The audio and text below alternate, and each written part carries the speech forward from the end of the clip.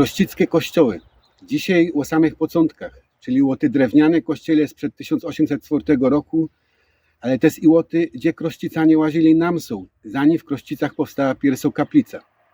Chrystianizacja ziemi opolskiej miała miejsce już w IX stuleciu.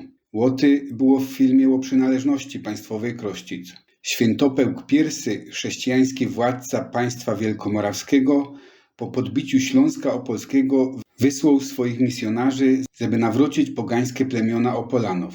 Sam fakt, że taki misjonarz pojawił się w jakiejś grodzie albo osadzie, nie znaczy, że jej mieszkańcy się z tego radowali. I hurra, nareszcie mamy prawego Boga. Na drugi dzień zapomnieli o bogach swoich przodków, rozglądając się, gdzie by to słotera iść pożygać. Proces ten trwał dziesiątki lat, zanim zapomniano pierwejsze bóstwa i modlono się do Boga chrześcijan. Wraz z przybyciem na Śląsk w XIII wieku coraz to nowych osadników z terenów niemieckich, zwiększało się też zapotrzebowanie na bliskość kościoła czy kaplicy w celu sprawowania obrzędów. Osadnicy niemieccy, którzy wiarę chrześcijańską praktykowali już intensywnie od poru pokoleń, mieli w swojej dawnej ojczyźnie kans więcej kościołów niż zastali na Śląsku. Do roku 1200 w całej diecezji wrocławskiej, do której należał też archidiakonat opolski, było prawdopodobnie 17 kościołów. W 1235 roku było ich już 75, między innymi w Opolu, Skorogoszczy i w Czarnowąsach. Za następne 35 lat liczba kościołów się podwoiła i w 1270 roku było ich już 146, a w roku 1300 w biskupstwie wrocławskim stało 319 kościołów. W Dobrzniu kościół pojawił się przed rokiem 1325, a w Popilowie przed 1345. Na początku XVI wieku zbudowano kościół w Siołkowicach, który w 1532 roku był już kościołem parafialny. Do tej siołkowickiej parafii przyporządkowane były też Krościce. W Krościcach pierwsza kaplica musiała powstać też w XVI wieku. Wspominają ją starsze dokumenty, m.in. rękopis proboszcza Szenka z 1721 roku, opisujący historię parafii siołkowickiej. W roku 1683 na stanowisko proboszcza w Siołkowicach mianowany został ksiądz Leopold Alois Herbst. Według dokumentów zachowanych w archiwum parafialnym w Siołkowicach, to właśnie on był budowniczy drewnianego kościoła w Krościcach, który służył mieszkańców wsi od 1687 do 1804 roku. Co o tej kościele idzie przeczytać w protokole wizytacyjnym z 1687 roku, opowie opolski wojewódzki konserwator zabytków, pani doktor habilitowana Monika Orzuk. Kościół w Chruścicach był oczywiście kościołem filialnym, był drewniany, posiadał dzwonnicę wraz z 3 dzwonami.